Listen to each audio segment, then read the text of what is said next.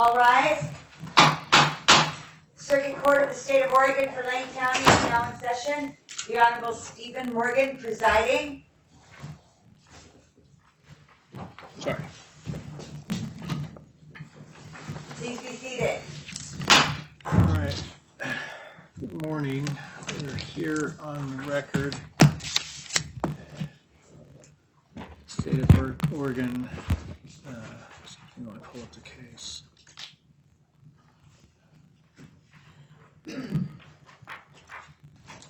Versus Amy Verlee Hall, 21 CR 53964. I wanted to get on the record before the jury came in, and they're being brought up now, so we have a little bit of time. But I want to get on the record.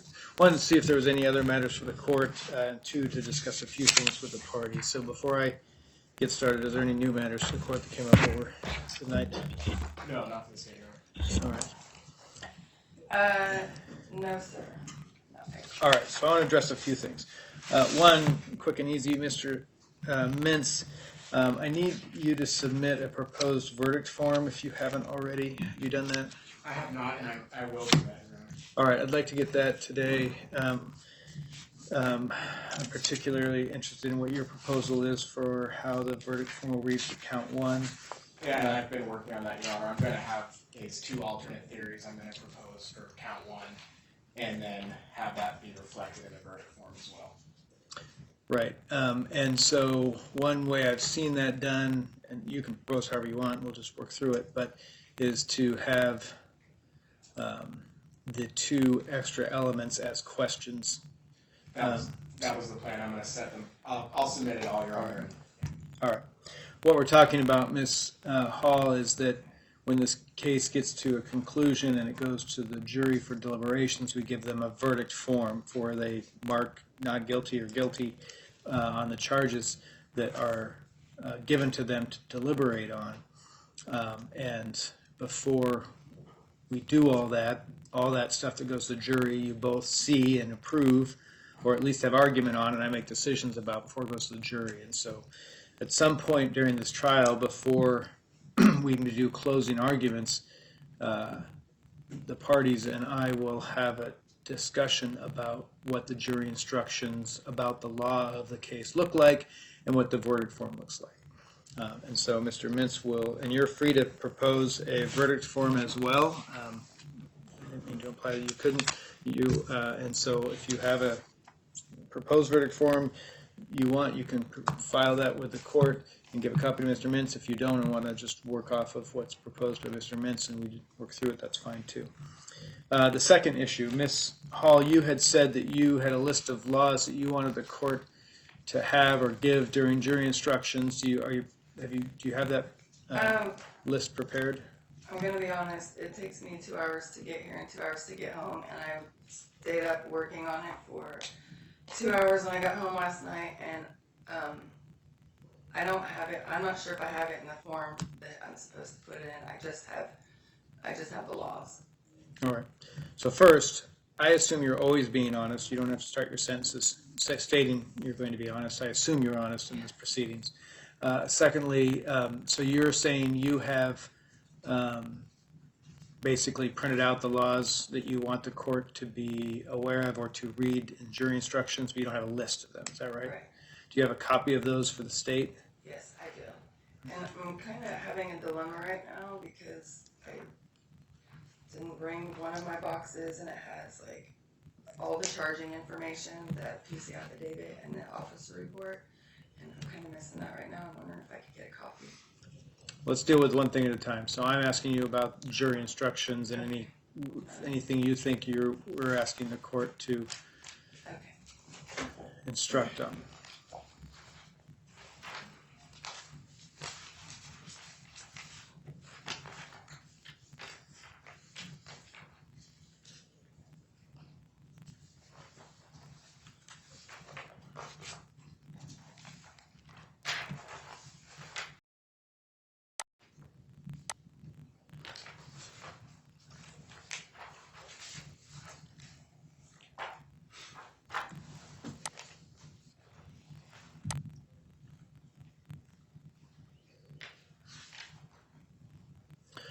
I thought you had already put together. So why don't you, by noon today, provide the court either a list of the statutes or a copy of the laws that are printed out. I don't care which, just so I have a basis to go through, and I'm going to assume that's what you're asking the court to instruct on regarding the legal issues. Yes, sir. So, but I need you to get that to me by noon. Do you understand that? Yes. Anything you provide to the court, you have to provide a copy of to Mr. Mintz. Okay. So, Mr. Mintz filed, and I assume you got a copy of it, his request for jury instructions. And those, at this point, those are what I've put into my draft instructions. I've added a number of other instructions regarding defense of premises, defense of self, defense of property. I may have not put property in there, and the instructions go along with that. I've just simply put them all in there, and then, like I said, we'll go through all those and discuss what is appropriate for a jury instruction at the end. But if you look at Mr. Mintz's list, it lists what's called uniform jury instructions. Those are actual instructions that are the standard written instructions created by a committee, and those numbers don't correspond to the actual laws, but if you were to look up the uniform instruction that it cites, the laws are down at the bottom of it. So it's to avoid that confusion. What I'm telling you is I just need you to give me something in writing, so whatever you give me, I will file in the court file as requested instructions from the defendant. But I need that by noon. Well, will I have time to, I mean, we're going to be deliberating. I mean, will I have time to do it before noon? Are we going to break at lunch by 11 or something? No. Oh. We're when the jury gets here, we're going to bring them in. We're going to go. They'll probably have a morning break, since I think some of the jurors wanted to make sure they had morning break. And then we'll go until noon, and then otherwise we'll go after that. Is there any possibility I can have the lunchtime hour to gather all those things together? Till 1, possibly? Mr. Mintz, how long do you expect the rest of your case in chief to take? Understanding that you can't predict how long this hall will cross. I can't predict the cross, but not long. We're going to have two more witnesses. All right. Should be fairly brief. Yeah, that's all. All right. And I don't object to her getting together her jury instruction proposals over lunch. I'm going to be doing the same, at least with respect to the different language of count 1. So, Ms. Hall, how many witnesses do you plan to call? 2. There's only 2 that are available. All my other witnesses. Including yourself, or so you and one other? 2 other people. So 3 total. All right. and again, I'm going to be asking for an offer of proof just with respect to those 2 witnesses. All right. I just want to make the court aware about it. All right. For timing's sake. And we'll talk about that in a minute. That is a good point.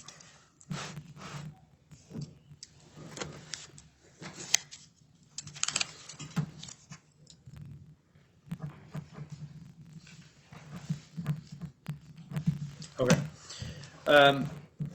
Yes, you can have until we get back from lunch. So by 1:15, I would like you to, or whatever time we come back for lunch, I need that list.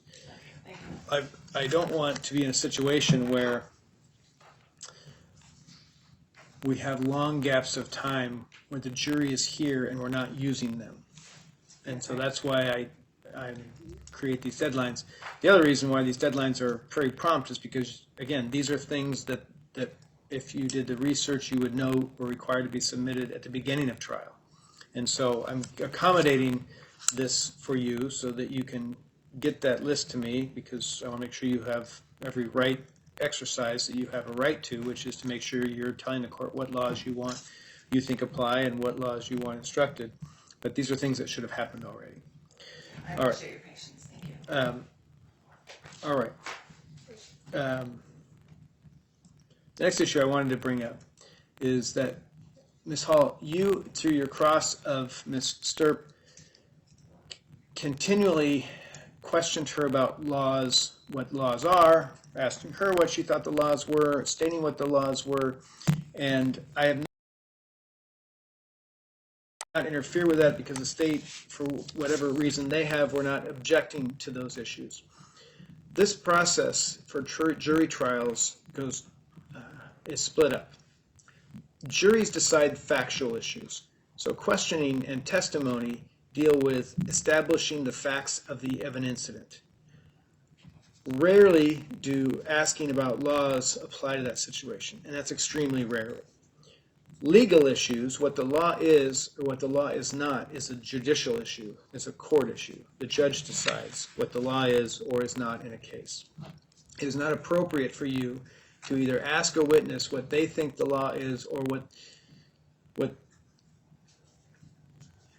they think the law is, ask them if they know what the law is, or to tell them what the law is, because those are issues you deal with a judge. In fact, when we're dealing with jury instructions, to ask for the court to rule on what laws apply and what instructions go to a jury. Another point which may be appropriate to argue about what the law is or isn't in a particular case is that a judgment of acquittal, when the state rests their case, and the court has to decide if they've at least, my words, minimally proved their case enough for it to go to a jury, and to argue about what laws may or may not apply at that time. For example, your argument, as I'm thinking it is, and I'm gleaning, and I could be wrong, and I don't need to go into it too much, but what I understand your argument to be is that Ms. Stirp didn't have the right to expel you from the property for some particular statute or some particular federal code. That's an argument you make to the court at judgment of acquittal time. That's not an argument you go back and forth with the witnesses on. And so I'm concerned at this point that the jury is fully confused about what their role is and what their role isn't, and what my role is and what the law is and what the law isn't. Because of that reason, I'm bringing this up now and not just waiting for objections. So I'm ordering you to not go into with the witnesses what you think the law is or what you don't think the law is or what they think the law is, because it doesn't matter for the purposes of this trial for the jury analysis. The jury decides the facts. So you can cross them about the facts, the perception of the facts, whatever you need to do under the rules of evidence, but not go into them with them what they think the law is or is not. Do you understand? I do, Your Honor. I'm kind of concerned though because the next witnesses are police officers, and I want to establish that I'm going to be trying to establish that they know the laws that I've been charged with or the laws surrounding the crimes I've been charged with and their policies and procedures. Well, their policies and procedures may be at issue depending on what and how you're asking them or what you're offering them for. But again, what the law is or is not is the judge's purview. So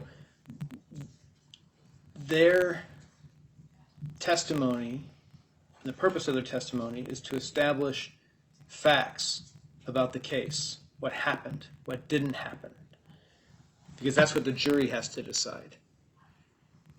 The issue of what law exists at the time of this incident and what laws apply is for the court to decide. So it isn't relevant to ask them about what laws there are, because I decide what the laws are in play are and what instructions the jury will get about those laws. So that's my instruction to you. If you think that you have a right to ask those questions, then you can ask them and the state can object or not object and I'll rule. But I need you to understand that the issue of what laws were in place at the time that allowed you to do what you did or allowed the victim or the Ms. Stirp to do what she did or did not allow her to do all those things about the laws, that's my decision to make. And I manage that either through granting a dismissal because the state didn't prove their case, or through creating the jury instructions that tell the jury what the law is or is not before they go deliberate. That's not the issue for the witnesses. That's the issue for the court. Okay. So,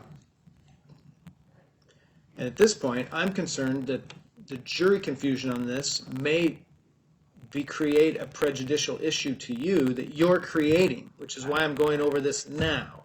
I don't know if it's prejudicial to you or prejudicial to the state or what, but I got real concerns that through your questioning of Ms. Stirp yesterday, there's a level of confusion there that I can avoid through instructing you that that's not what witness questioning is for. The law is for the court, facts are for the witnesses. Understand? Yes, sir. All right. Mr. Mintz, you had asked about an offer of proof. Help me understand what you think that what it is you're asking for on that. Yes, Your Honor, with respect to the two witnesses that Ms. Hall intends to call, I don't know which ones they are, but haven't received any discovery, any reports regarding those witnesses. I'm not aware that there was any other witness to this incident.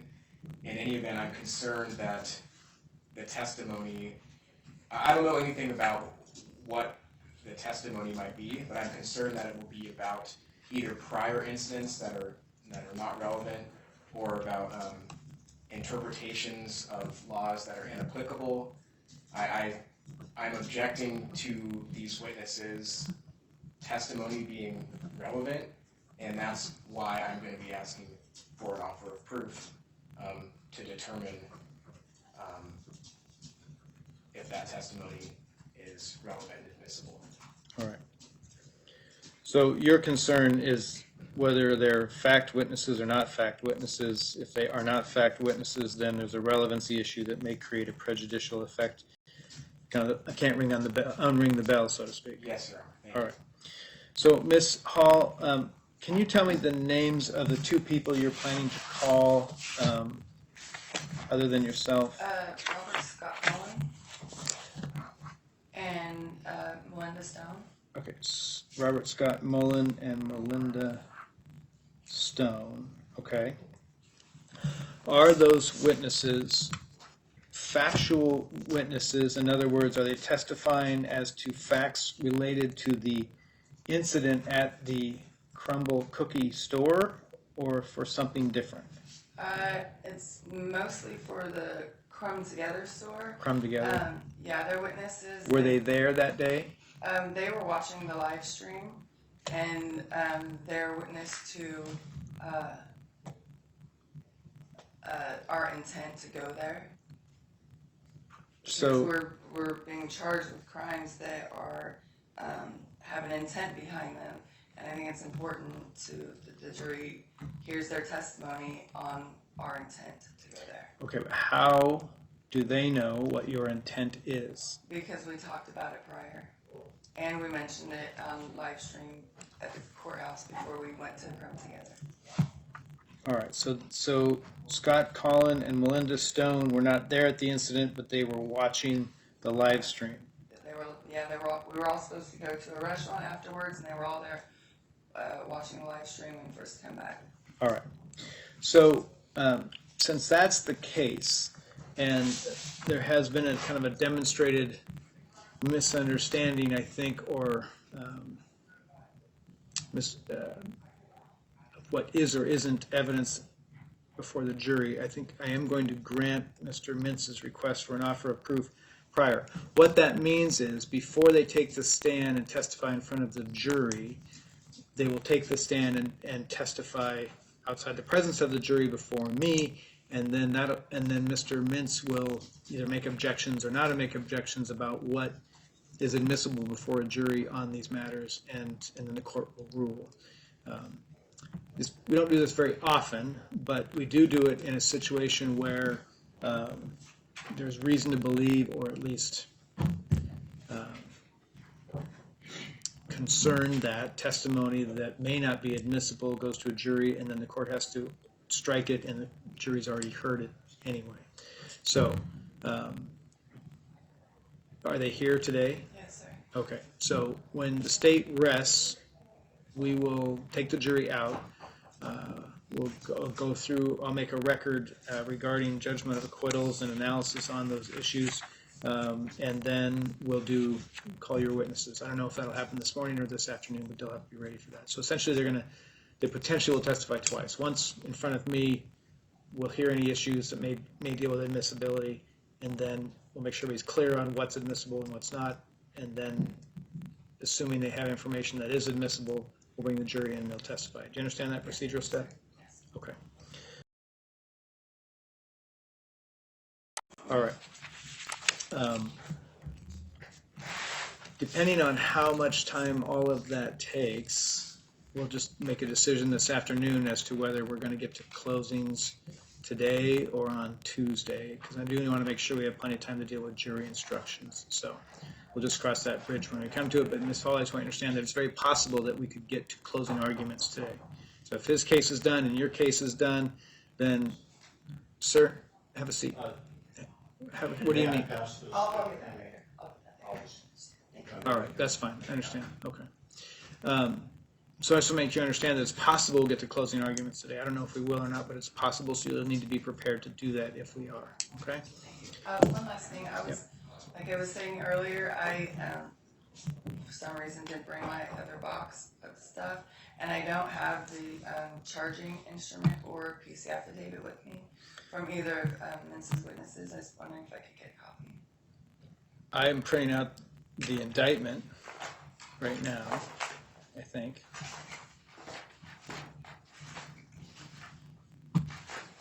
Yeah. Your Honor, I'm going to do Ms. Hall the courtesy and provide her the PC affidavit. I've got an extra copy. All right.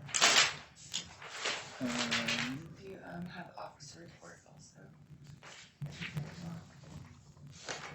So I'm printing out the indictment that's public record that's there. I guess maybe I'm not printing it out. Mr. O'Brien can print it out.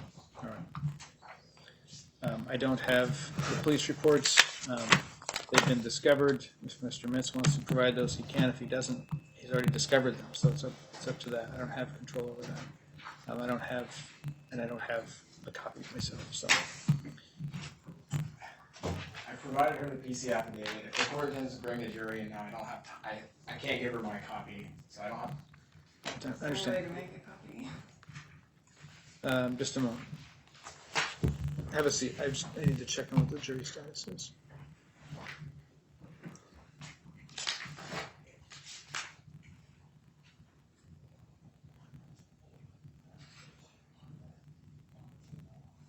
We're going to go into a recess just so I can figure out what our jury status is. So it'll be a few minutes before we get started. We'll let you know when we're ready to get started. It may be a few minutes.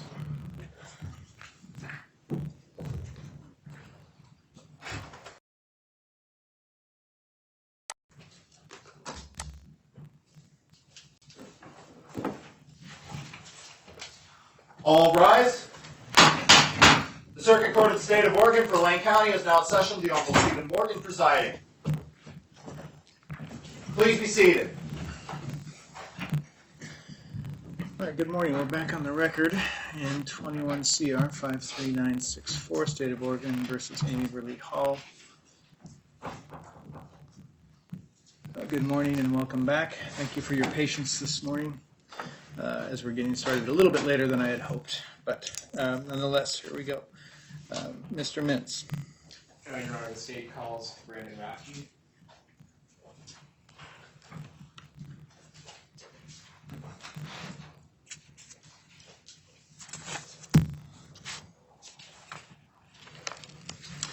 So if you come up to the witness stand, I'll swear you in before you take the stand.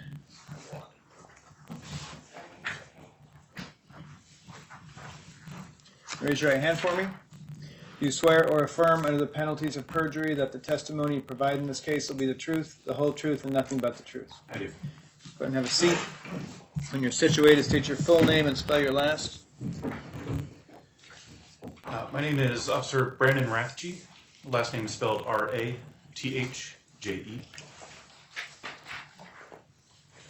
What is your occupation, please? I'm a police officer with the City of Eugene. I've been employed there since July of 2008. And have you gone through all the requisite training to become a police officer? I have. And have you maintained proper certification to maintain that title and that position throughout? I have. So, are you a patrol officer? I am. And what are some of your primary duties as a patrol officer? As a patrol officer, we respond to calls for service as they come up. We patrol. Up until recently, I was assigned primarily to the downtown core area. So we would do a mixed patrol between bicycle, foot patrol, occasionally in a car. And is that what you've been doing since 2008? Yes, I've been a patrol officer, yes. So, what, as a patrol officer, what types of, just generally speaking, what types of calls you're responding to? Anything from a cold call, it could be a disturbance call, something where someone just generally feels unsafe, all the way up to hot active incidents, shootings, burglaries, anything like that. Just you're basically out there to perform any duties that a police officer needs to whenever you get called to do it, is that? Yes. So, would that include criminal matters and civil matters as well? No, we focus, as police officers, our realm is within the criminal stuff. We don't dive into civil stuff. We'll get those complaints sometimes, and we try and refer someone to a more appropriate resource. Okay. So, were you on duty back on November 3rd of 2021? Yes, I was. And were you patrolling in the downtown area? Yes, I was. Were you wearing, like, what do you wear when you go out on patrol? We have a daily uniform that we wear, prescribed by the department. It's an exterior vest. We prominently display a badge. I've got a duty gun. I've got Your uniform. Basically. yeah, police uniform. So did you get called out to the 8th and, or excuse me, the 10th, 11th and Oak area, Broadway and Oak area downtown for a call related to a suspicious package or device? Yes, I was. So where exactly was that? The device was in the southern end of the parking structure at 1000 Oak Street. It's a large, it's referred to as the overpark. It's a large parking structure that kind of spans the west side of Oak Street over the top of 10th Avenue. Okay. And were you out there dealing with that situation and investigating on foot? But yeah, we were. I was called out there. I was standing by in the alleyway while we were waiting for a different resource, a bomb technician, to come and check out what the device actually was. Okay. And as you're standing out there, at some point are you approached by two individuals? Yes, I was. And who were those two individuals that approached you? I was approached by Ms. Hall and Mr. Kohn. And when you were approached by them, did that have anything to do with what you were investigating at the time? No, nothing. So just tell us what happened when they approached you.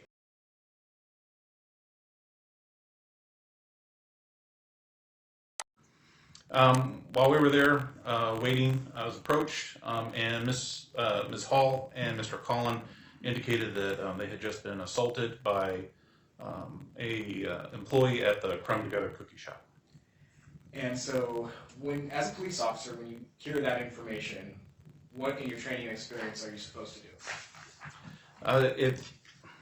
That situation's weird because we're on a safety detail. We were supposed to close off that alleyway so that no one could get in there because of the device. However, given the fact that we just received a report of an assault, we started investigating. We started taking that complaint. And so did you do that day? Yes, I did. And as this is happening, did it appear that anyone was filming? Yeah, it was immediately apparent that I believe it was Mr. Collins was holding a camera on a little handheld, I thought it was like a steadying device of some sort. Okay. And did the two individuals tell you that they were filming as well at some point? Yes, yeah, very early in the conversation. And okay, and so what did, as you're taking this information and you're beginning to conduct your investigation, what do you do next? Like, what is, with respect to this all, what happened? So very early in the contact, they indicated they were live streaming the event, that they had caught the event on video, and they asked me to watch the video for myself to see what had happened. Of the alleged assault? Yes. Okay, so did you get the name of the live stream account? Yeah. Live stream? Mr. Collin provided the account Paralyzed, and once I pulled that up on YouTube, it was the very first entry on there, which showed to be currently live, was titled "Crumb Together Nazi." And is that how you were able to access the live stream? Yes, I did. And so, at their encouragement, did you then go ahead and watch the live stream of the alleged assault? I did. were you watching that on, how were you able to watch that? I brought it up on my department issued cell phone. And is this live stream that you're watching, are they also continuing to live stream at the same time? Yes. So how do you then get back to view what had occurred, a couple of minutes earlier? Even with the stream being live, once I brought it up, I could just use the slider bar to go to the beginning of when the broadcast started, and I was able to watch from there. Okay. And so,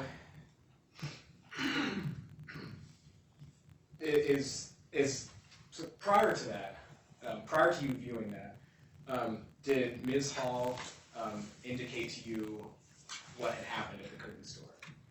Yeah, Ms. Hall had told me that they had gone into the store. They were immediately confronted by the employee there, the woman there, Mr.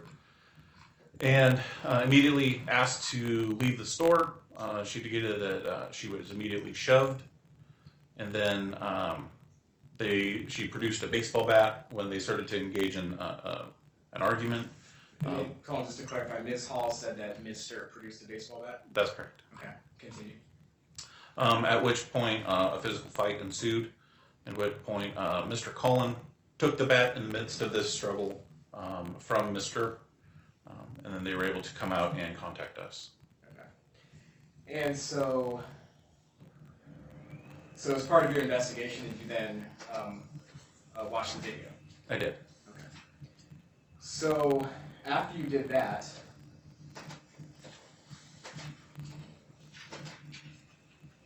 just give me 1 second.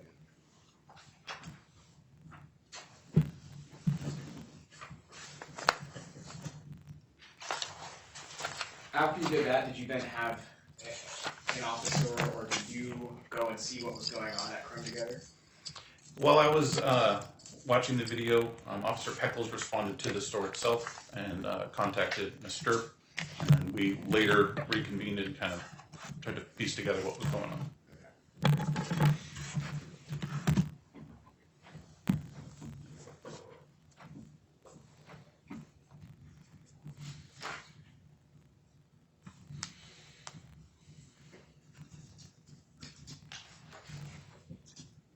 Just give me 1 second.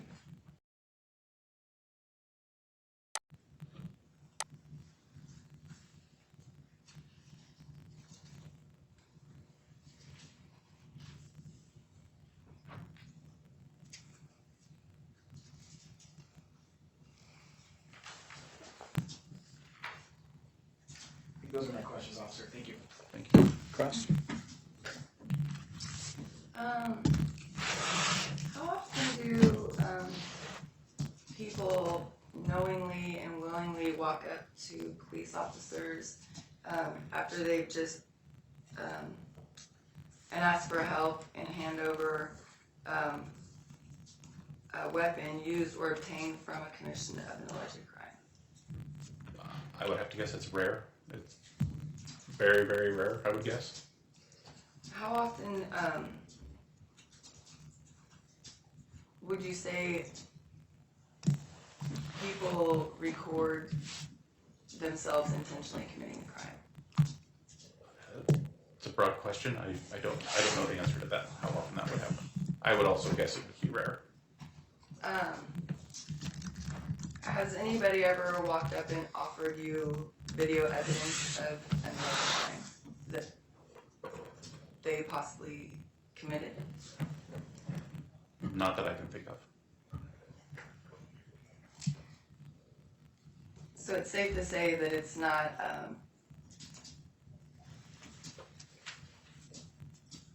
something that it's not an ordinary thing, right? Or an ordinary everyday thing where someone records themselves committing a crime and takes the video to the police officer.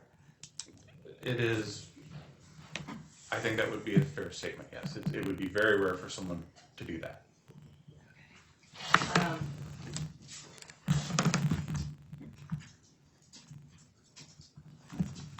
Or to, how often would they bring, like, we're being charged with burglary. I mean, means theft of something. How often do people bring the thing they stole, they've been accused of stealing, to the cops immediately and turn it in? We've recovered things like that. People will sometimes turn over stolen property, yes, but what you're describing would be rare also, I would think.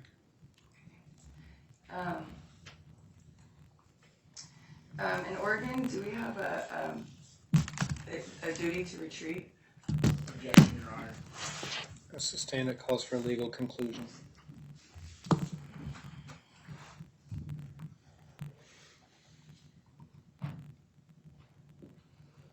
As a police officer, according to your policies, do you have a duty to retreat? Duty to retreat? So objection, relevance. Sustained.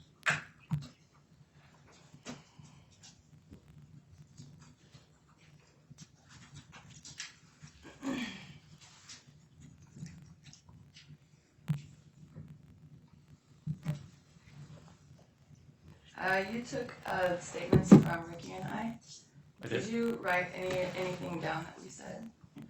I did. Did you write down the trespassing law and the annotations that we read out loud to you for a right to remain? No. That wasn't in the report. No.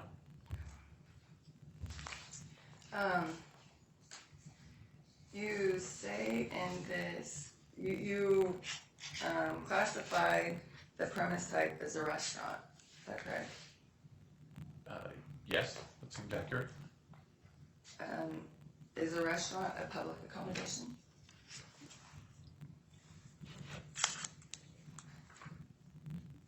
In what? I'm not understanding what terms. Like a public accommodation, like where a person is allowed to be lawfully as long as they're not breaking the law. Restaurant, hotel, businesses that are open to the public. Yeah, restaurants open to the public, yes. So it's a public accommodation. That's another, it's a legal conclusion, ma'am.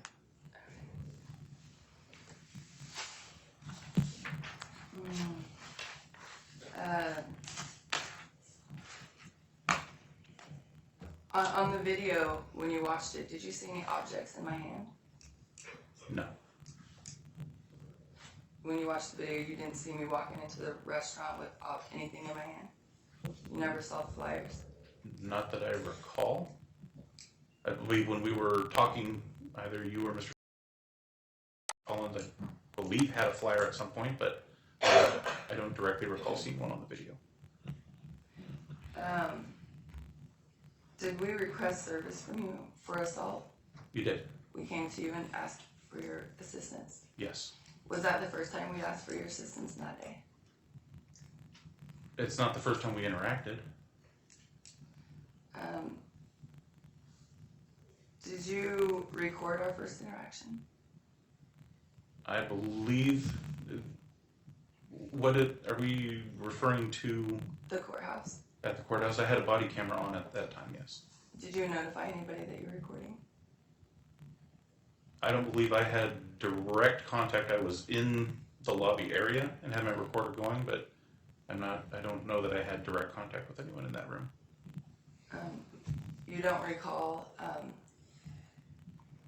us addressing you and asking you if you were recording?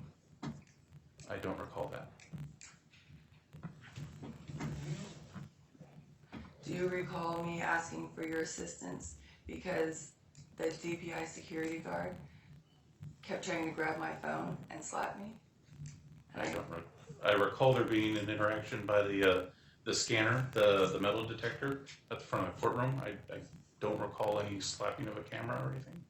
You don't recall Ricky and I asking you if you could make the DPI security guard provide his DPSST information? I do remember that. I remember that, yes. At that time, did you require him to, or even advise him that that's the law, that he has to provide that information? I did not. Are you well aware of House Bill 2929, duty to report? Objection on relevance. What is the relevance of this line of questioning, Ms. Hall?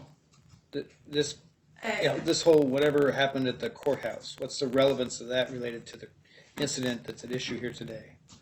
it's for the totality of the circumstances, because Officer Ratchie and several of the other officers. All right, so I don't want you to get into your testimony. I just want, you're saying it's relevant to the totality of the Yeah, circumstances? totality of the All circumstances. right, so the objection is sustained as to relevance.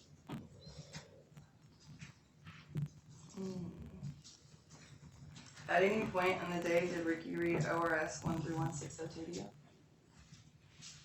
That's possible. He referenced a lot of different laws. At any point in the day, did you look up any of the laws that were read to you? No. At any point in the day, did you look up any of the any laws? Yes. Can you tell me what that was? I looked up clarifying degrees of the assault that we were investigating that come together. But that's the only law that you looked up that day. And is that true? That's the only law you looked up? I had to peruse a couple different laws during that time to make sure we were on the correct path for our investigation. Did you do that when we read the laws out loud to you? Did you look any of them up to see if you were on the correct path to doing what you're supposed to do? Not the ones that you were reading me now. Do you remember at any point on 11-3 Ricky saying to you, you can't possibly feel like you're doing the right thing right now? I remember similar comments like that, yeah. Did Ricky at all read any of the federal EUA for masks? Actually, no objection.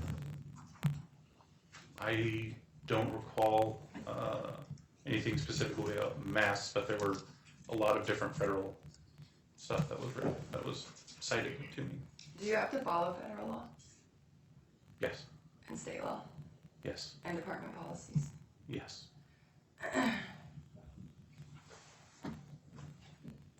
One of your policies is 415.2. It says that we, as private persons, can record officers in public places as long as the actions don't interfere in the performance of your duty. Yes. Yes. Do you recall us being told several times over and over again that we weren't allowed to record in public? No. I don't remember that.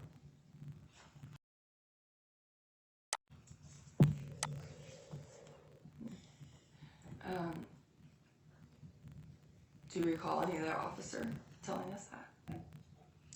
No. Or I guess I need some clarification. Are we talking about the incident on Oak Street? Yes, we're only talking about the incident on Oak Street. We're not referring to the incident at the courthouse. That has nothing to do with this incident. I don't recall anyone, or I never heard anyone say that you couldn't. In fact, we let the recording and the live streaming go the entire length of the contact.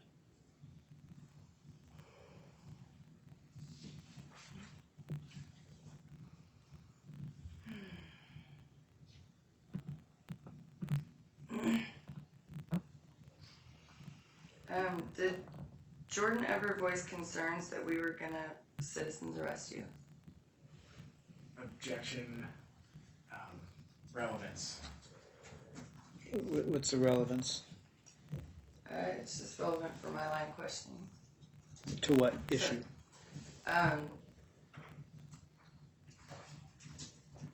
Because my next question is, why would we arrest you if you did nothing wrong? It's overruled. I mean, it's hearsay for one, but that's not the objection. But so, I mean, it's overruled. So you can answer. What reading level do you need to become a police officer? What reading level? Yeah. To be able to know and understand and read the laws. Yes. We're required to have a high school education, high school diploma. Or GED. Yes. Did you know that all the Oregon revised statutes and of criminal and civil law and federal law are available online, Yes, they are. as well as your department policies? Yes, they are. And that anybody with a 9th grade reading level can read them? and understand them? Yeah, they're available for everyone.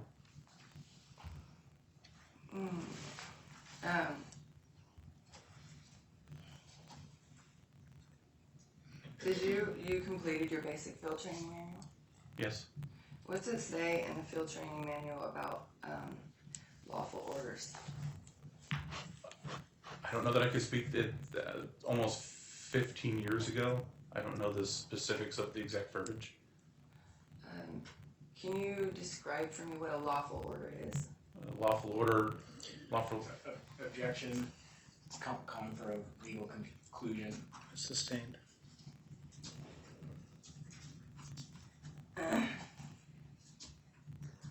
What was the foundation of your probable cause for arrest? Taking in your initial complaint, the description of the events that you guys gave me, comparing that to the video that you guys provided me, and looking at the injuries sustained by Ms. Stark.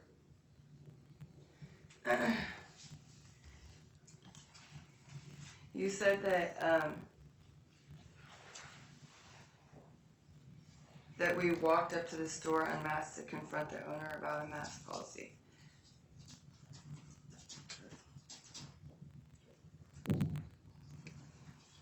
Because we believe the masks were unlawful. Does that insinuate that we intended to commit a crime? No, that's a paraphrase of kind of the overall situation that you described to me. Like we were going to talk to her? Yes, that's what you told me. That's what we told you. So we told you that we went to talk to her? That's what I recall, yes. Is there anything about talking that implies intent to assault somebody or burglarize somebody? Objection. Relevance. It's important, The- Your Honor, because the Well, the issue here on that question, Ms. Hall, is that the jury will decide what evidence shows and proves intent. This officer's testimony about what shows and proves intent isn't relevant because it's the jury's decision to decide that. So you can ask about the facts, as we've talked about. okay, so we told you that we were just walking up there to talk to her. Objection, asked and answered. Sustained. At any point in the video, you say in your report that we refused to leave the store. At what point in the video did we actually refuse to leave? After Ms. Serby had repeatedly demanded that you guys leave the store, you remained inside. To me, that's an indication of a refusal to. We didn't verbally refuse to leave, though. We never said we're not leaving. I don't recall you saying that on the video, no.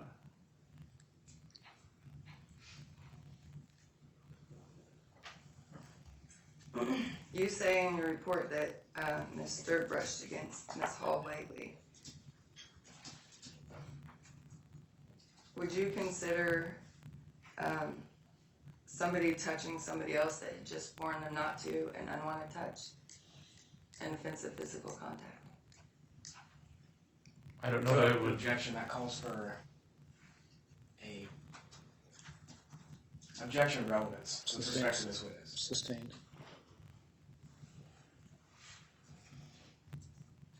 According to your training, what constitutes someone brushing up against somebody lightly? So again, objection, relevance. So again, tell me, your question is what constitutes brushing up lightly as far as him describing his sentence in his report? Is that right? Yes. All right, it's overruled.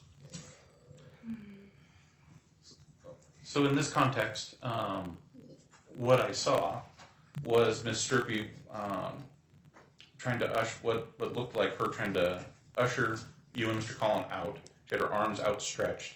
As she got close, it appeared as if there was a brief momentary contact from her chest or shoulder, upper body at one point. And you said that I pushed her back with significant force. How would you define significant force? It was enough to, I would define it as, what I saw, there was a two-handed push, which was with enough force that it knocked Miss Sturkey back, knocked her off balance. You didn't see anything in my hands when I pushed her off with me. Not that I recall. Is there, according to the mandates, is there also a 6-foot rule in the mandates? Yes, there was, I believe. And she was telling us that we needed to leave because of the mandates. So objection, lack of knowledge. I'm not sure what the relevance of asking this witness about what he saw in the video is at this juncture in the trial. I mean, maybe you can explain it to me and I can understand what relevance your questions are regarding this witness's viewing the video. The jury will see the video. The jury is who decides the facts. So help me understand why you're going through with this officer what he saw in the video. I feel like this line of questioning is appropriate because this is the charging document that got me here, having to defend myself, and I think that it's Right, but now we're at the point where the jury decides the facts. So regarding, and so help me understand how what this officer sees in the video helps the jury decide the facts when the jury's watching the video themselves.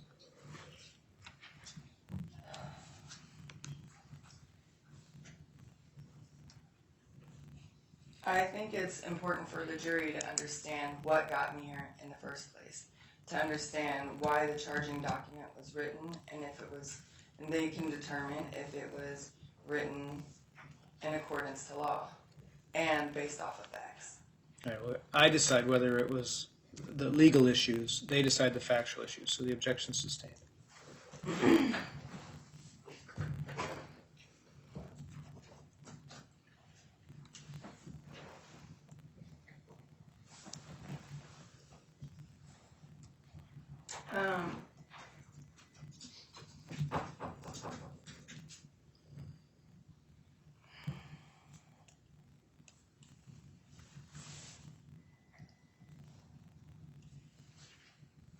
You also say in your report, in the video, I could see Colin grab the bat and shove Stripe to the ground as Hall swung several close fist strikes to Sturt's head.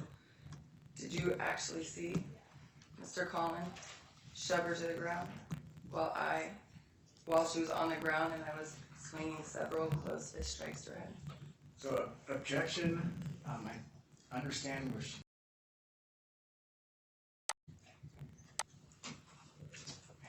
The objection is based on relevance again.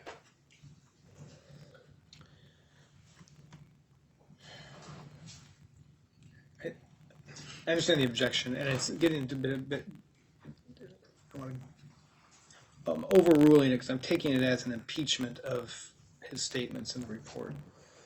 Yes, sir. So it's overruled. Yes.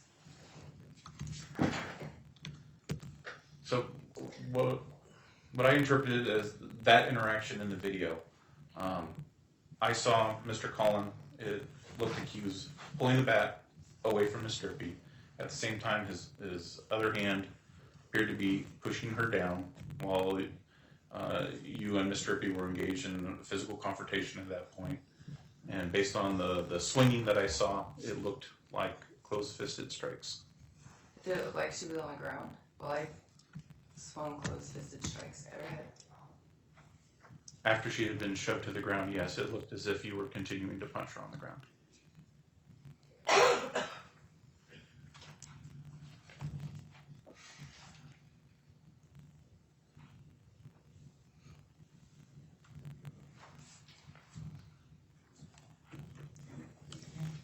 We also say that I can be seen re-entering the store and screaming at Sturp again. In another report you wrote that by your training and experience, the sound you heard was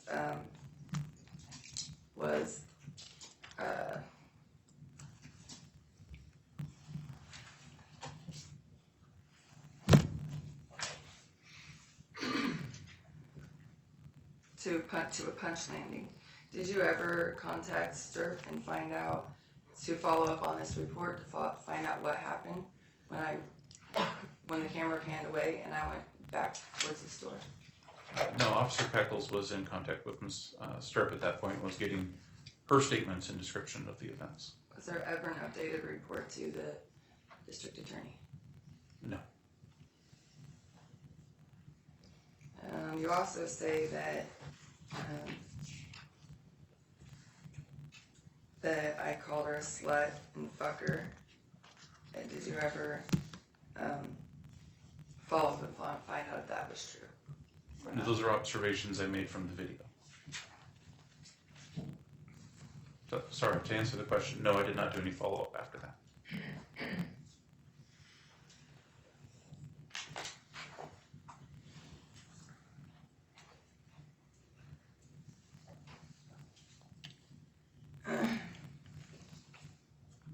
Is it unreasonable to think that a person would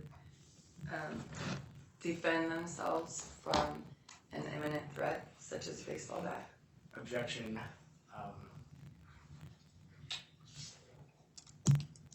Relevance to the Sustained.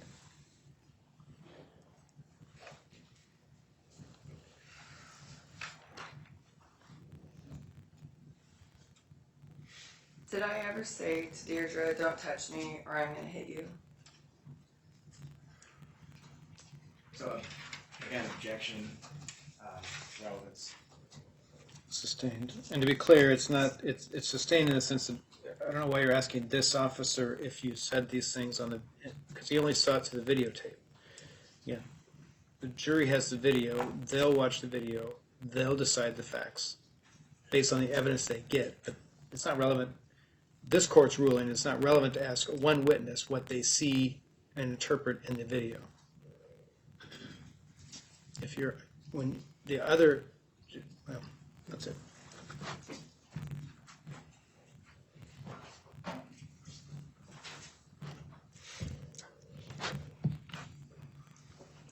Is probable cause established from witness statements? It's one factor, yes. So you would need a witness statement to be true and accurate in order to determine probable cause. It would certainly help if all the statements we got were true and accurate. But probable cause is based on all the elements that we investigate, not just statements.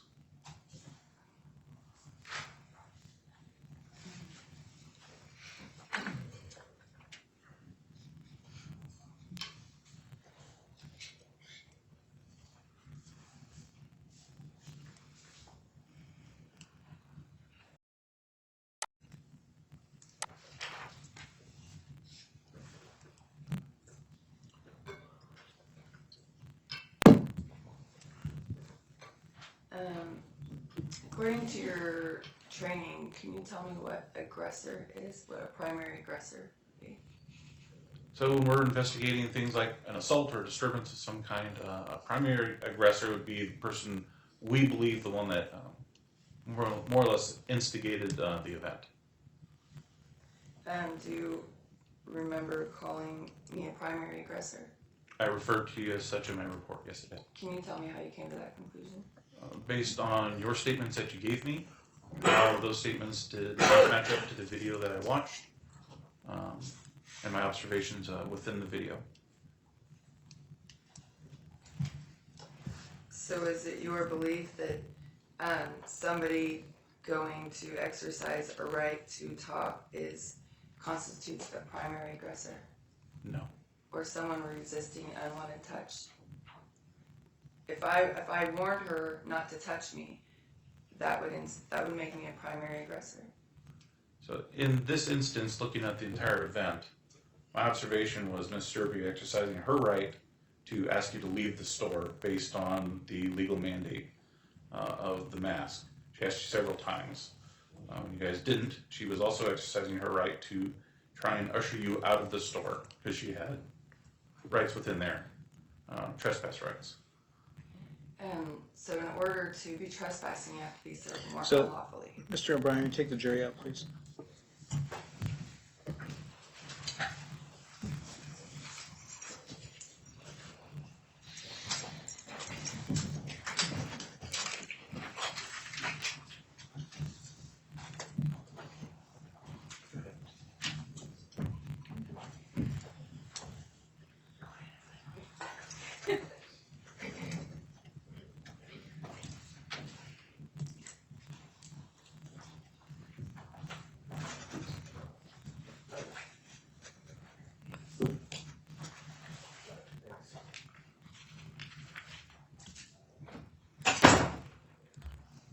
So I asked the jury to go out because you're starting to go down the same road you went yesterday that I talked to you about this morning. If you start to talk to this, and you've already been doing it to some degree here, but if you start to ask this officer what the law is regarding what Ms. Stirp had a right to do to trespass you, or what she didn't have a right to because what you believe the law to be, we start to go down this path that's going to confuse the jury about what their role is. Because I will decide what the law is that we instruct the jury on. For example, the right to defend premises is a legal is a law where I will instruct the jury on what the legal right to defend the premises is. The right to self-defense is a law in which I will instruct the jury on, and then the jury will decide if the facts fit that law. To ask this witness their legal conclusions about what trespass is or is not, and what primary aggressor is, frankly, is or is not relevant for this part of the trial. I feel like you're confusing motions to suppress and pretrial motions with the factual portion of a jury trial. So challenging whether an officer had probable cause to make an arrest is a pretrial motion, where some of those questions you're asking may be relevant to ask the officer because the officer's understanding of the law and then the facts the officer used to develop probable cause to make the arrest may be relevant on a motion to suppress or dismiss pre-trial. That's not what we're doing now. We're in a jury trial regarding the facts of the case and whether the jury decides that the facts meet the law. And which I've already explained. I explain what the law is and I decide what the law is that applies to this case. So I don't want to go through these things with you in front of the jury because I don't want to put you in a situation where it looks like I'm explaining things to you in front of the jury. I don't know if that would prejudice you or prejudice the state, and I don't want to do either. So that's why I took the jury out to explain this. But if you continue to go down the road of asking witnesses questions about what trespass is and what it isn't, then I'm going to have to start interjecting because I'm concerned that, one, I've already ruled and ordered you not to do that, and two, it creates confusion for the jury, and I don't want that to be. Your Honor, this line of questioning is important for me so that the jury can understand how Officer Ratchey came to his conclusion. And how is that relevant to their job here? I think it's pretty relevant in determining my innocence or guilt. But this officer's not deciding your innocence or guilt. The jury is. But this officer is the one who decided to arrest me, so I think it's important to know that the jury know whether he understands the law or not. Whether he understands the law at this juncture, frankly, doesn't matter because we're here now on charges from a grand jury, not from this officer, from a grand jury indictment. Because of his testimony at the grand jury. Right. Again, pretrial matters, not jury trial matters.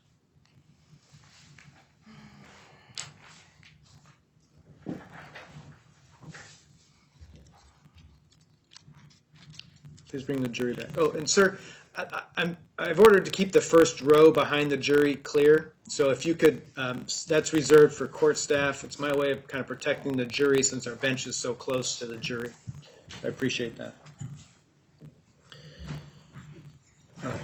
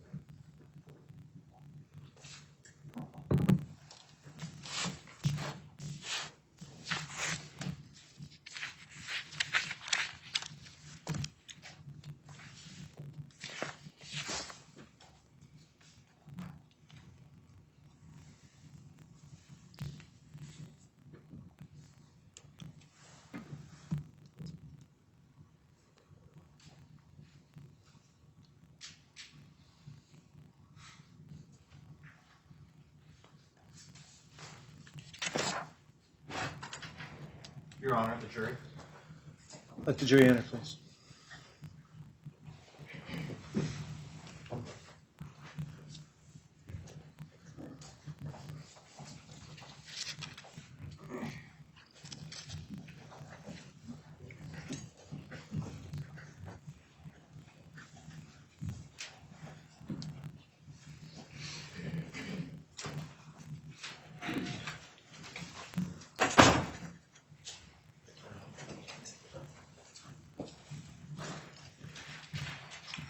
Ms. Hall, please continue.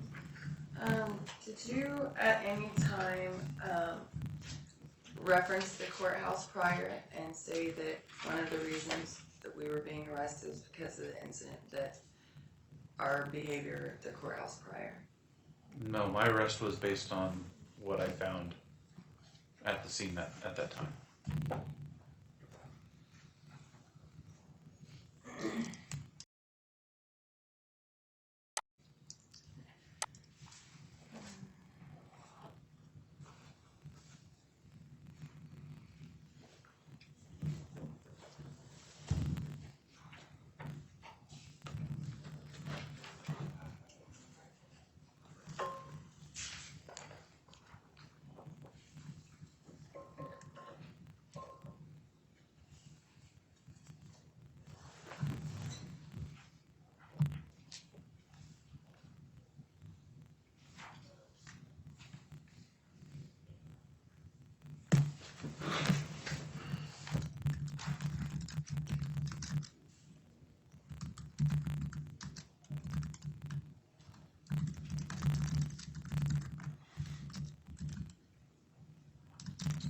At what point did you determine probable cause to arrest us? Objection based on relevance and prior court orders. So, based on what I've already discussed with you, what relevance does this have to the facts of the case? Because we weren't Mirandized, so All right, the objection is sustained.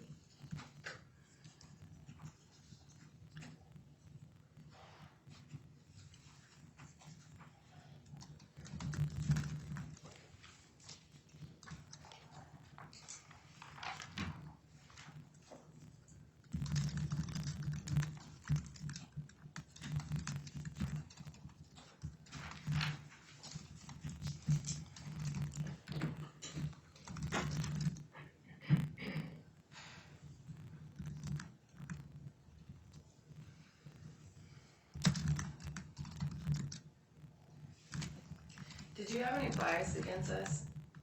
Or because of what had happened prior to the courthouse? No.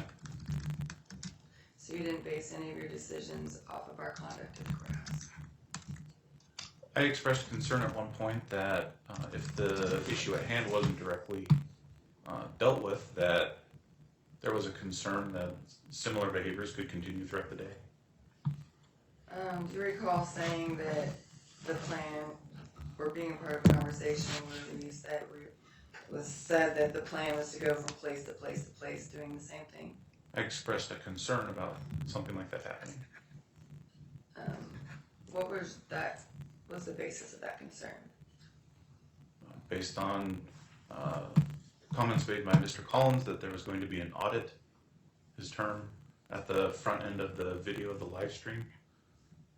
And I've seen in past times where people who are doing those types of quote-unquote audits will go from place to place. Have you seen any of our prior videos? No. On our YouTube? I haven't. So you really have no way of knowing that we were planning on going from place to place to place? No, I had a concern, but I didn't know whether you would or not. Do you know anything about our history and whether or not we go to small businesses and try and talk to them about mask mandates and the lawfulness of them? I don't. Have we ever told you that we don't go to small businesses? We just heard a rumor about this one. So objection, relevance. What's the relevance?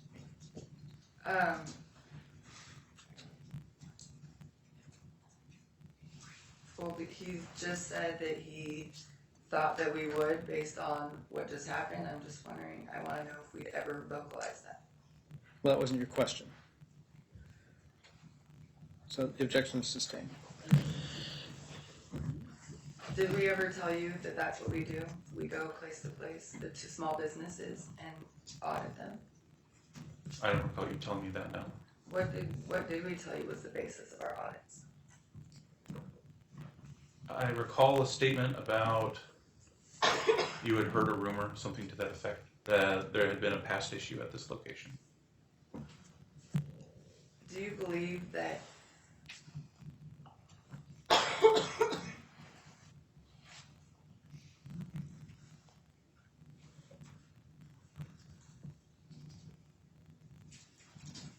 would you define auditing as, how would you define auditing in this sense?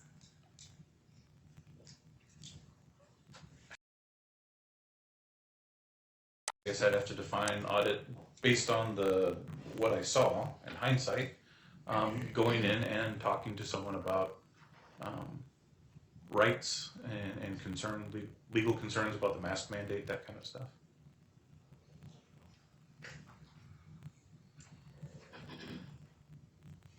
So not going in for a violent confrontation? Did we ever say that that's what our audits are about? Or did you ever presume that's what an audit was about, to go in and break the law rather than see if the law was being followed? No, you never indicated to me that you intended to go in to break a law. But it's your perception by watching the video that that was our intent? Objection, relevance. Sustained.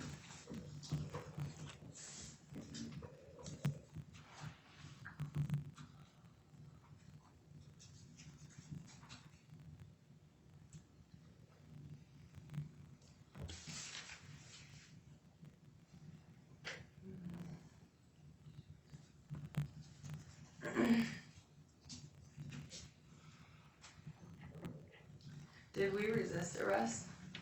No, Were we cooperative? you were.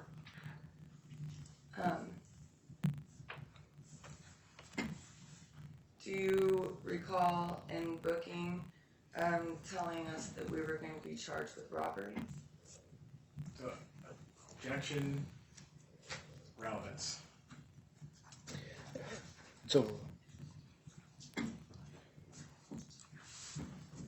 I'm sorry, was that? Overruled. Sorry. I recall there were definitely conversations about the charges, yes. Did we talk about the audits that we do, county to county, going to see the sheriffs in that room? I don't directly remember. Was one of the original charges robbery? I believe it was. And what was the robbery for? The baseball bat. Has anybody ever committed a robbery or a burglary and immediately come and brought you the supposed stolen items? Objection, asked and answered. It's just, well, it's sustained, and even if it wasn't asked and answered, it's not relevant.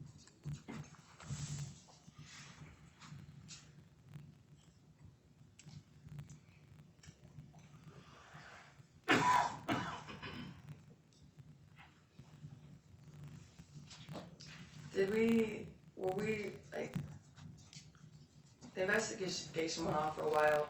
Did we seem like we were a flight risk at all? We were gonna try and take off from you guys, or, you know, and need to put us in handcuffs or anything immediately?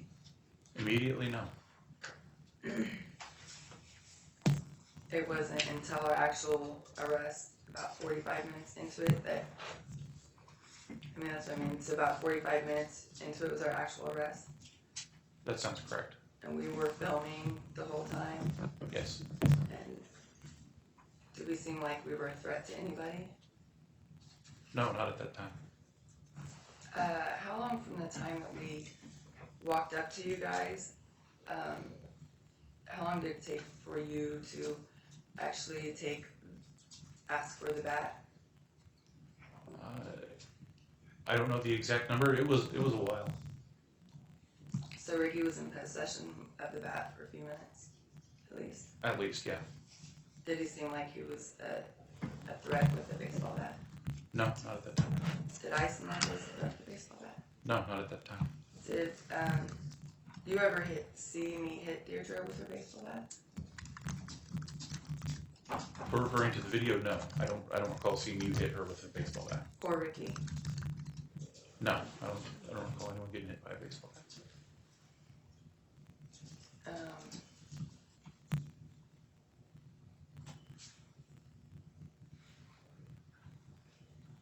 Did it seem like we were harassing Deirdre according to what you see in the video? Objection. Same relevance. Sustained.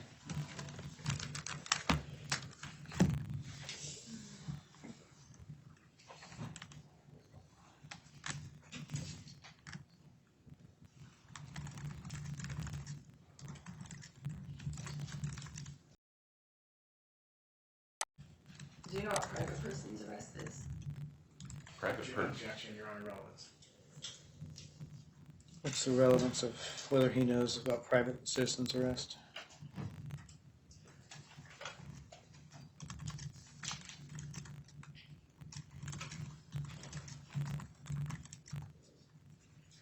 The relevance is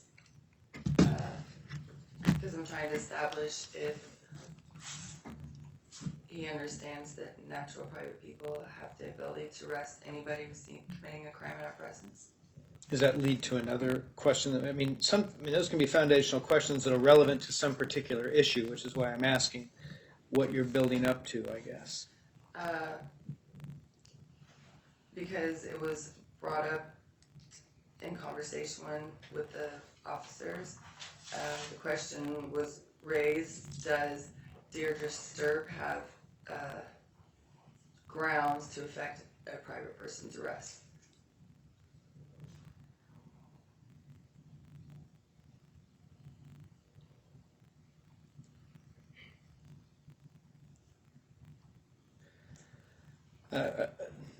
So, you can ask the question. You can answer. The question is just, are you aware of a citizen's arrest law? Yes, I am. Did you and Officer Magnus and Rankin have a conversation about whether or not Deirdre was within her right to perform a private person's arrest? I believe we had a conversation about whether she was within her rights to enforce a trespass at that point, yes.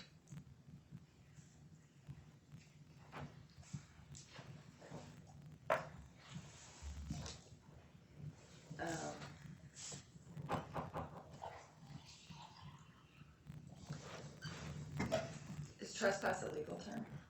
Objection, Your Honor. Relevance.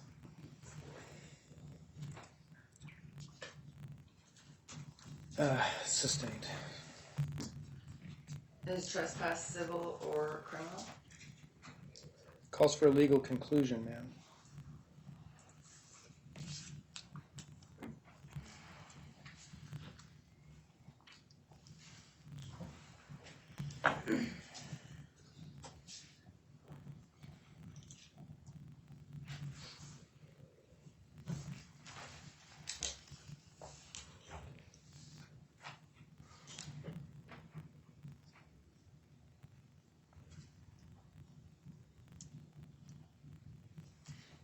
According to the video, did we ever demand that Deirdre serve us?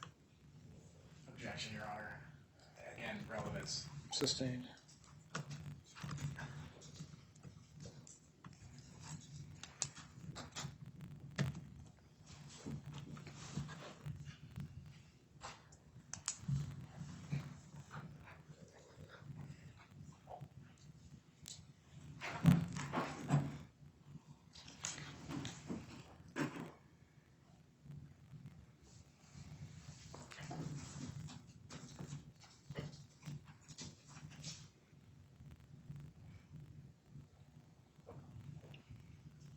Your use of force policy 800, The philosophy talks about the department recognizes and respects the value of all human life and dignity without prejudice to anyone. It also understood the vesting officers with the authority to use reasonable force and to protect the public welfare requires a careful balancing of all human interests. Would you say that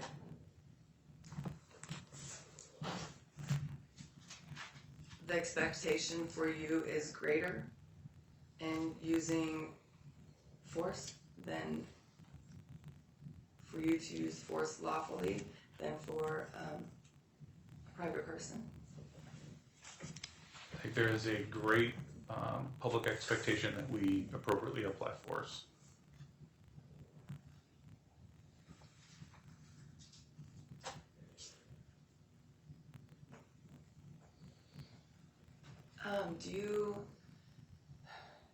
Is a baseball bat, when not being used in the sport baseball, could it be considered a deadly weapon? In the manner in which it's used, it could be, yes. You saying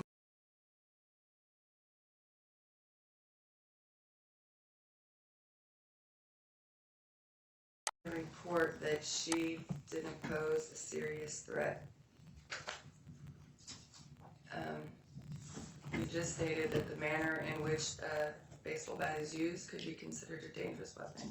Would you consider holding a baseball bat up in the air, doing this, and pointing at somebody as a threat? It could be seen as a threat, yes. But you didn't see it as a threat in this incident? Given the context in which it was retrieved and then held by Mr. I believe it could be construed as a dangerous weapon, yes.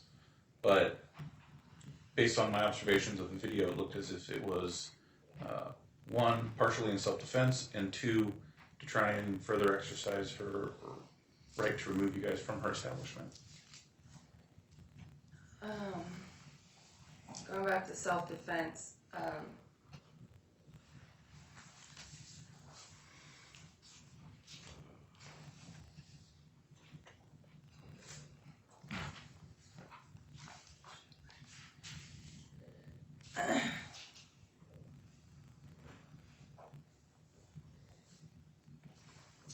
is it self-defense to retreat and grab a weapon and advance on the person who you perceive to be a threat? Objection calls for a legal conclusion. Sustained.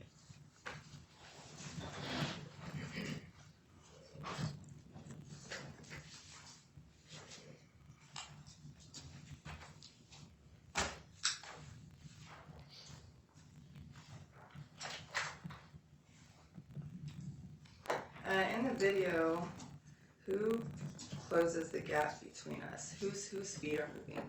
Objection, Your Honor. Prior court rulings, relevance. Sustained. Can you assault someone who's out of arm's reach without moving your feet to get closer? Your Honor. Objection, same one as before. Well, and to some degree that calls for a legal conclusion, but I'm not sure why that's relevant here. It's relevant because Rapchi is calling me the primary aggressor, yet I didn't move. My feet stayed in the same spot the whole time until I had to snatch the bat and defend myself. All right, well, May I respond, Your Honor? The question is about his interpretation again of the video.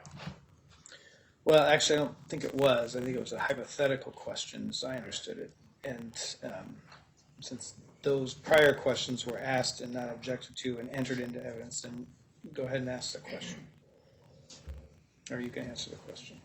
Can you assault someone who's out of arm's reach without moving your feet to get closer and do so? If you had a projectile weapon or something that could reach, yes, you could. Or a baseball bat? Or a baseball bat. But if they're out of arm's reach, you'd need a weapon, some type of weapon. Yes.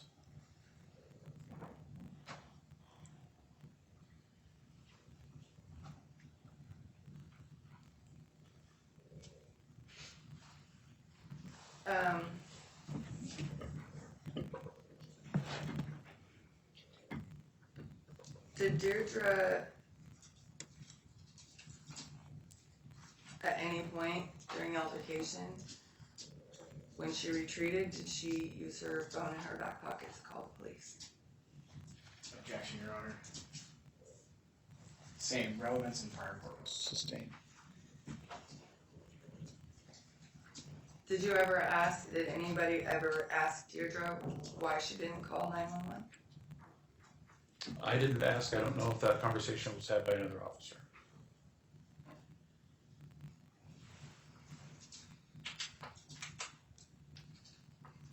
Is it,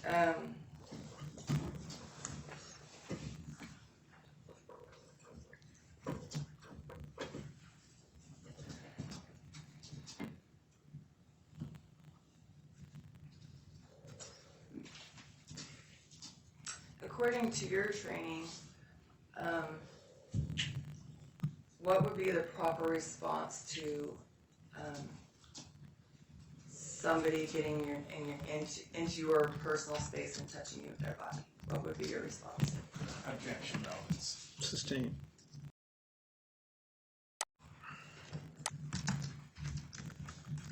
Would you perceive somebody holding a dangerous weapon such as a baseball bat a threat over you?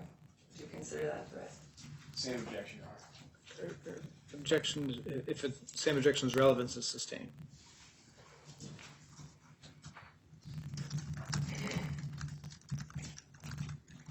Do you remember referring to your demonized protesters? I believe I did at one point.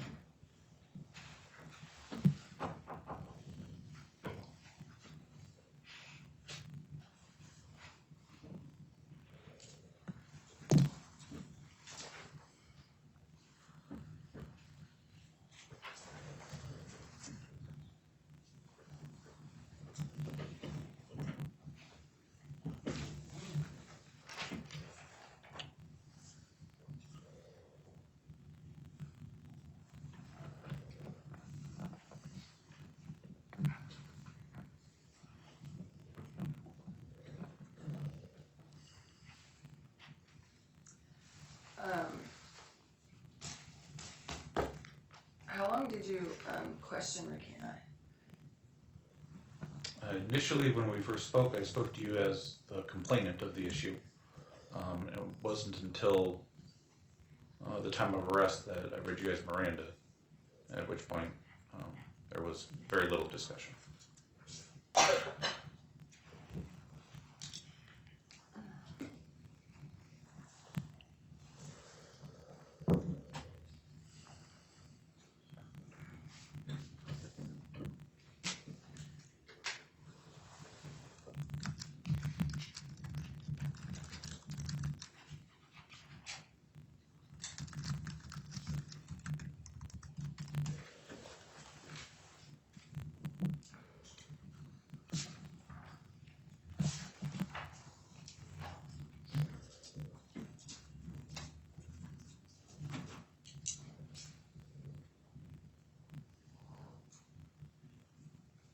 Did you hear me tell Deirdre not to touch me? Objection, Your Honor. Relevance. Sustained.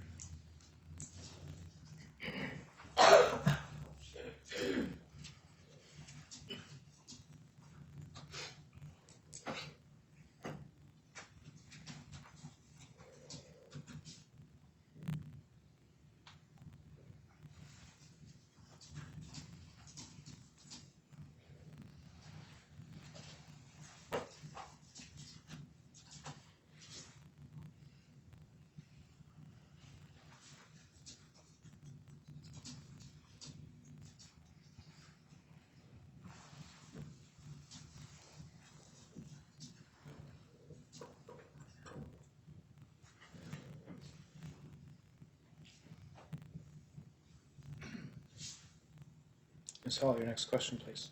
Sorry, Your Honor. Was the bat returned to Tony and Deirdre Stark? After the incident, the bat was lodged as evidence, was my understanding.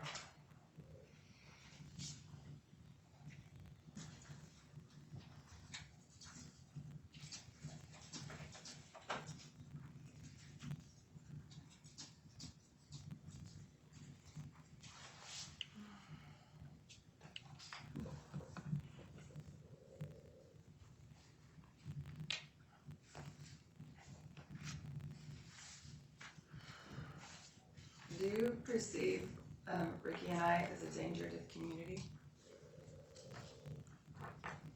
Objection. Relevance. That's sustained.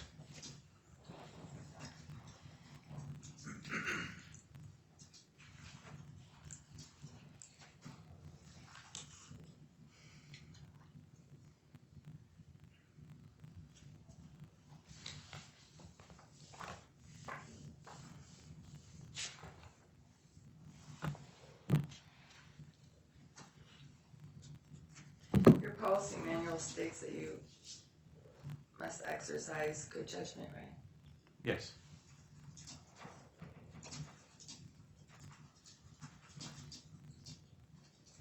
And the ability to determine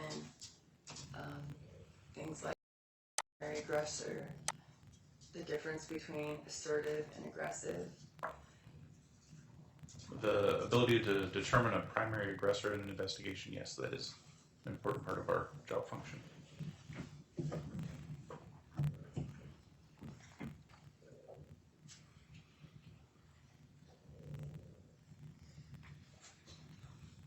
Does your policy manual state that the integrity of police service is based on honesty and truthfulness?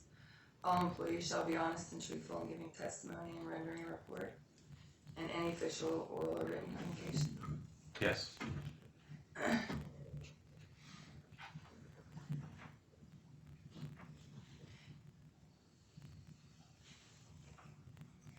Did you believe your report to be truthful and factual when you wrote it?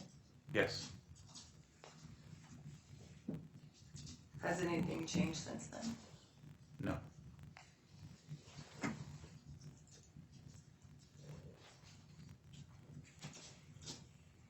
So you maintain then that you saw Ricky shove Deirdre to the ground while I punched her in the head? That was my perception of the video, yes. And that hasn't changed? That hasn't changed. Have you seen the video again? I have. And that's still your conclusion? Yes.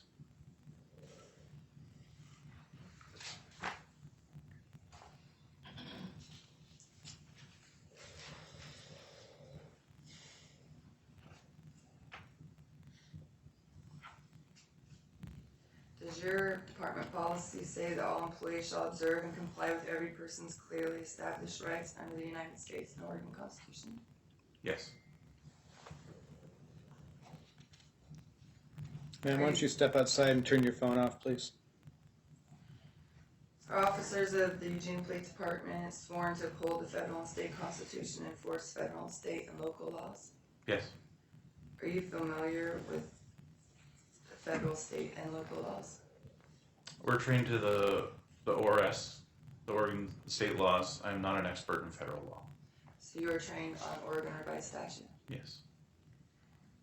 If a federal law was brought to your attention, would you look it up since you're supposed to uphold federal laws? If it was relevant in the moment, You would look it up. it would be taken into consideration.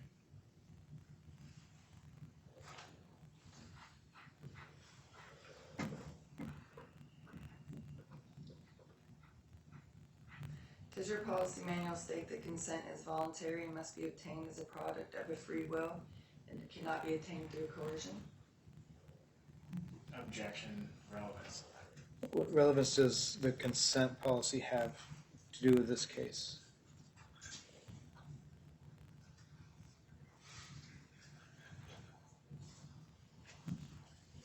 Disregard.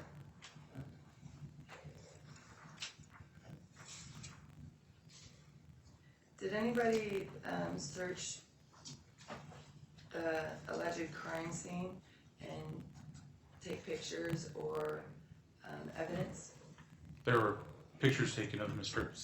Injuries, yes. inside the premises? Did anybody investigate inside the shop and recover any of the evidence that might have been there? Not to my knowledge. Were anybody to your knowledge ever given one of the flyers or any of the flyers that were on the floor inside the restaurant? I wasn't. I can't speak for other folks. Have you seen the flyers? I know of them. I couldn't speak to their content. Has it ever happened in your experience that somebody would go somewhere with the intention to commit a crime while holding identifying information that they could leave behind easily? There have been several instances where identifying information is recovered at the scene, yes.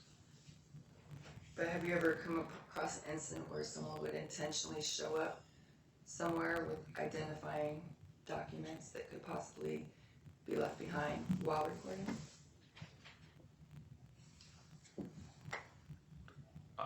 Outside of this instance, I don't know that I've encountered that.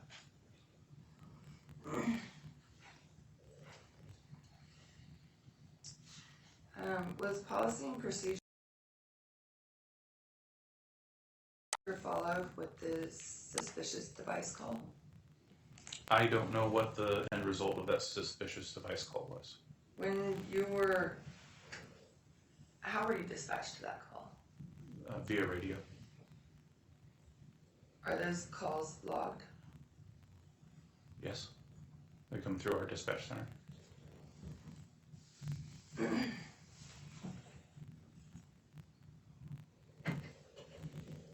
So, was your response according to policy and procedure like taping off the area, calling the bomb squad, notifying people in the vicinity that a possible hazard could be there? So, objection, I would say it's impeachment on a collateral matter.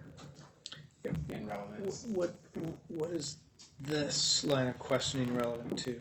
Well, this suspicious device supposedly was in the alleyway where he was conducting his investigation with us.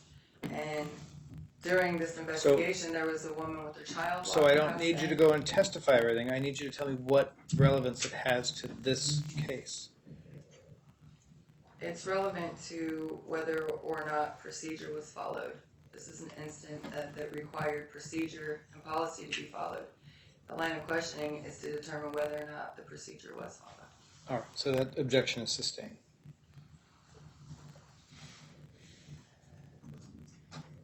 At what point did you turn on your body camera? I activated on this call. I activated my body camera as you guys walked up to us. Right as we walked up to you. Thereabouts. It was actually 30 seconds. Would you say that it was 30 seconds before we walked up to you? So the way the body cameras work is they have a pre-event buffer of 30 seconds, in which case it's capturing video. There's no audio collected at that point. 30 seconds into the video, if you're reviewing body cam footage, the audio will cut in at that point. I'm talking about when you turn it on. So there's no like, you turn it on and it like recorded the last 30 seconds. Of video, yes. Of audio, no. So when the audio cuts in on the body cam footage is the moment where I activated the camera. Okay, just for clarification, because I'm a little confused. Your body camera came on the moment we were exiting Crumb together. Do you have to, when you turn your body cam on, does it start recording from that point video? It is constantly recording video throughout the day, as long as it's turned on, and that which is kept in a buffer, and it keeps the 30 seconds of buffering prior to an activation. It keeps and attaches to the full video. So you didn't need to turn it on right when we walked up, because you turned on the audio right when we walked up, but you didn't need to turn on the actual video part? If I wanted to capture the event and conversations and whatnot that we normally do during contacts, I had to activate it at that point. But you just activated the audio, the video was already rolling? It was buffering. Like I was trying to explain, it's constantly keeping a buffer of 30 seconds as it goes. When I activate it, it then starts the audio portion of the recording, and the video continues to roll. That way it knows to save that full instance. Okay, I understand now. Yes, thank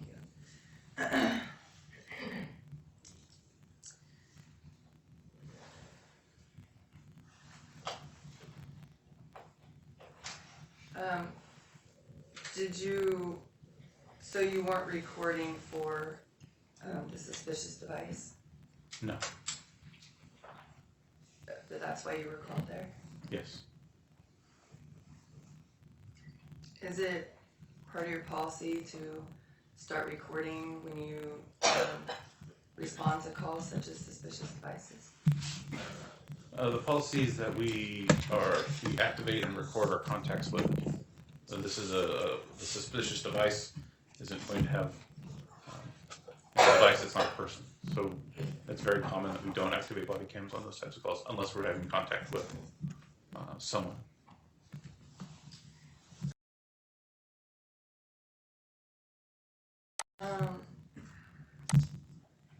In your opinion, after talking and interviewing and taking routinized statements,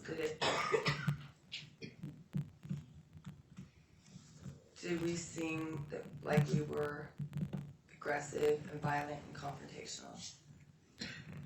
No, you guys were never aggressive or confrontational. You were never aggressive with anyone.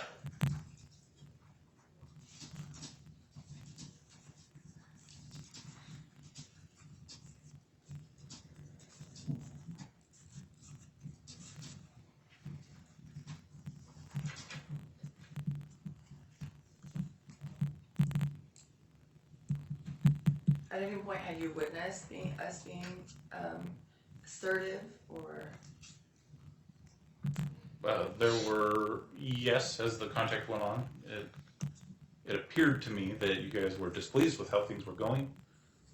You guys became more assertive, I think is an appropriate word. At what point would you recall? I don't know that I have a particular instance in mind.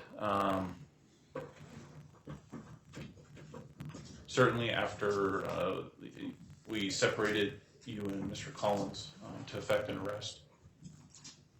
How would you say our behavior was? Could you describe what the interaction was like when you placed us in, well, me first, when you placed me in handcuffs? Did I resist? Can you just describe it to me what that was like? There was no resistance. You seemed displeased, a little flabbergasted that was happening, but there was no resistance. How about Ricky? The same. He was clearly upset that you were being arrested. You had been arrested before he was, but there was no resistance. There was no fighting or anything like that. So your interaction with us at during the investigation portion of this was pretty cordial. We didn't have any problems. No, I wouldn't say we had any problems.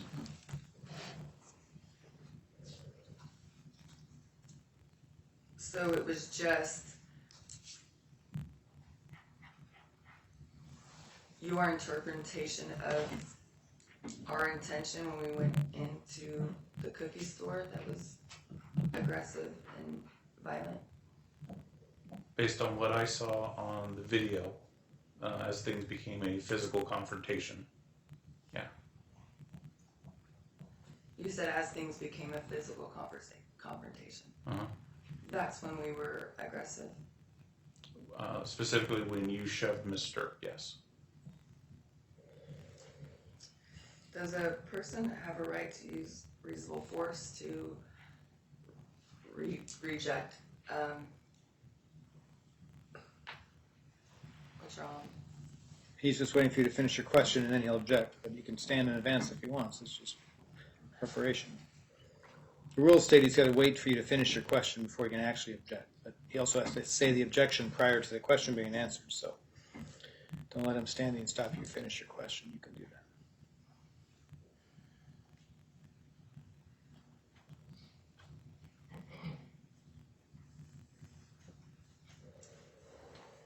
So according to you, we didn't become aggressive until I pushed your jaw off of me. Objection asked and answered. Sustained.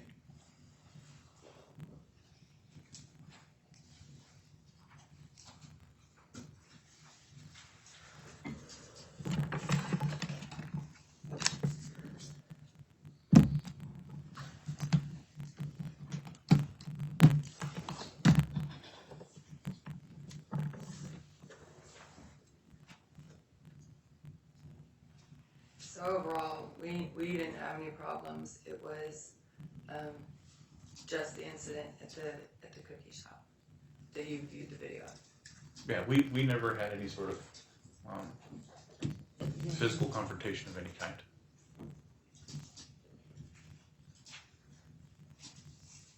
Do you have any reason to believe that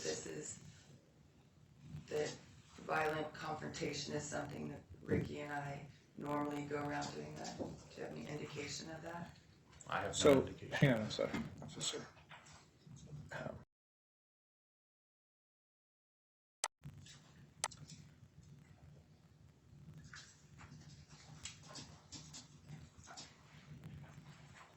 I will object to that question on relevance.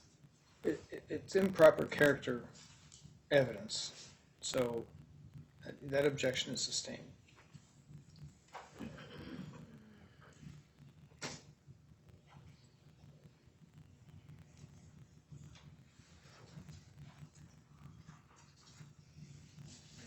I don't have any further questions. Redirect. All right, thank you. Officer Rathke, I just had maybe one or two questions. Was much of your interaction with Mr. Kohn and Ms. Hall captured or occurring while they were filming you? Yes.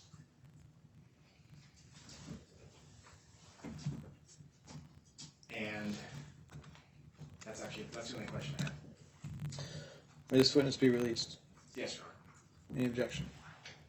No, Your Honor. All right. Thank you for your time this morning. Officer, you are released. Thank you, Your Honor. Let's call you next. You're on the state rest. All right. So, members of the jury, I have to do, at this stage of the trial, I have some responsibilities I have to take care of. I'm not going to get them done within 30 minutes, and so we're going to give you a long lunch, okay? And so I'm going to release you now for lunch. I'll have you back downstairs at 1:15, and then we'll bring you up here and get started as close to 1:30 as I can get you going. Okay? Please take your notes with you to the jury room and leave them there. Mr. O'Brien, can you leave the record on?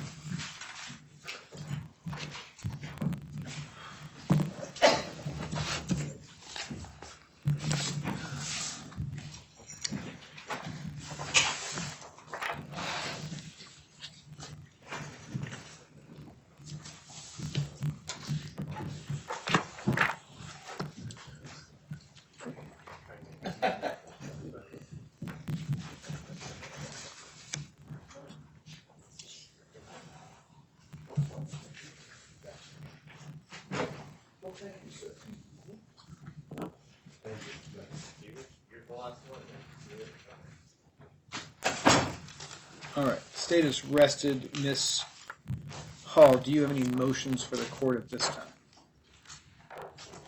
Only what we talked about earlier. Sorry. Only what we talked about earlier. Bringing the jury instructions back at 1. All right.